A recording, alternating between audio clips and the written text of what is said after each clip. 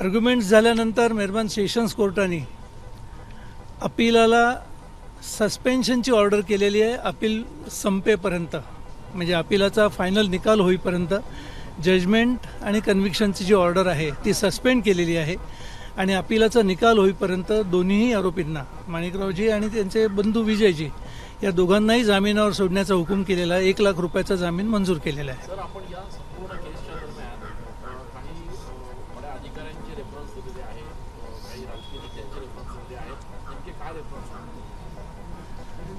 केसच्या संदर्भामध्ये जे पुराव्यामध्ये लोकांची नावं आलेली होती ती नावं घेऊन आमची केस अपील आमच्यासाठी कसं चांगलं आहे, मेहरबान ट्रायल कोर्टाने जे ऑब्झर्वेशन्स जजमेंटमध्ये केलेली आहेत ती काही मुद्दे त्यातले मी मेहरबान सेशन्स कोर्टाच्या निदर्शनास आणून दिले आणि ते मुद्द्यांच्यावरती आम्हाला अपील कसं चांगलं आहे ते मी मेहरबान कोर्टाला दाखवून दिलं.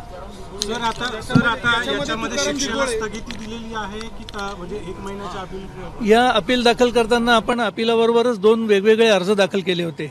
एक सस्पेन्शन ऑफ द सेंटेन्स आणि एक स्टे ऑफ द सेंटेन्स. तर सस्पेन्शन ऑफ द सेंटेन्स मेहरबान कोर्टाने अलाव केलेलं आहे. अपील संपेपर्यंत सेंटेन्स सस्पेंड केलेलं आहे आणि जामिनावर सोडलेलं आहे. परंतु सेंटेन्स जे आहे 2 वर्षाचं ते स्टे करण्यासाठी म्हणून आज मी आर्ग्युमेंट केलं.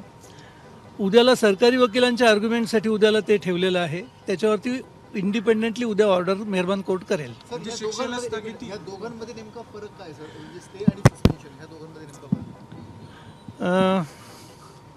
याच्यामध्ये फरक असा आहे की डिस्क्वालिफिकेशन जे आहे 2 वर्ष किंवा 2 वर्षापेक्षा जास्त एखाद्या MLAला किंवा मेंबर ऑफ पार्लमेंट किंवा लेजिस्लेटिव्ह असेंब्लीच्या मेंबर्सना जर 2 किंवा 2 वर्षापेक्षा जास्त शिक्षा झाली तर ते मेंबर म्हणून डिस्क्वालिफाय ठरतात.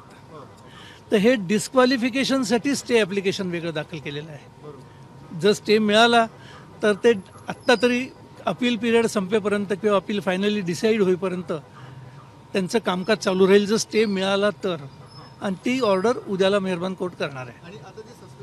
सस्पेन्शन आहे ते फक्त अपील पिरियड संपेपर्यंत किंवा अपील फायनली डिसाईड होईपर्यंत जी 2 वर्षाची शिक्षा केलेली आहे ती एक्झिक्यूट करू नका एवढ्यापुरतंच आहे ते.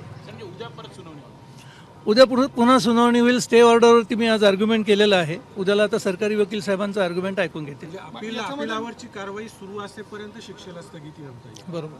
सर, याच्यामध्ये माजी मंत्री तुकाराम दिघोळे यांचे जावई आशुतोष राठोड यांनी देखील युक्तिवाद करण्याचा प्रयत्न केला. कोर्टाने त्यांना थांबवलं. नेमकं काय कारण होतं त्याचं? जे अपील दाखल केलेलं होतं ना, अपीलामध्ये जे आम्ही 2 प्रेयर्स केलेले होते, एक सस्पेन्शनचा आणि स्टेचा, ते या दोन्ही प्रेयर्सना दोन्ही विनंत्यांना विरोध करण्यासाठी म्हणून स्वर्गीय तुकारामजी दिघोळे यांच्या कन्या स्वतः ॲप्लिकंट हजर झाल्या होत्या आणि त्यांनी हे ऑब्जेक्शन घेतलेलं होतं की आम्हाला स्टे देण्यात येऊ नये.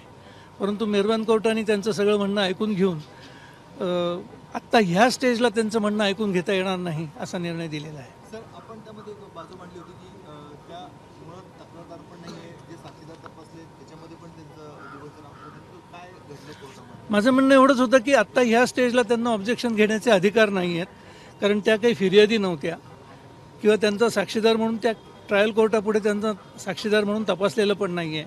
त्यामुळे आत्ता त्यांना अधिकार नाही ह्या स्टेजला. दिस इज प्रिलिमिनरी स्टेज. अजून सरकार पक्षाला पण नोटीस निघालेली नाही. ते निघायच्या आधीच कोणीतरी स्वतःहून अपियर होत आहे, तर त्याला माझं ऑब्जेक्शन होतं. उद्या नेमकं सर निकाल म्हणजे आता राखीव हे ठेवलेलं आहे न्यायालयाने, नेमकं कशावरती? स्टे ऑर्डरवरती निकाल मिळेल. कशावरती? Stay application. उद्याचे सरकारी पक्ष पुन्हा त्यांची बाजू मांडणार आहे, त्यानंतर फायनल, त्याच्यानंतर फायनल. उद्या फायनल निर्णय उद्या.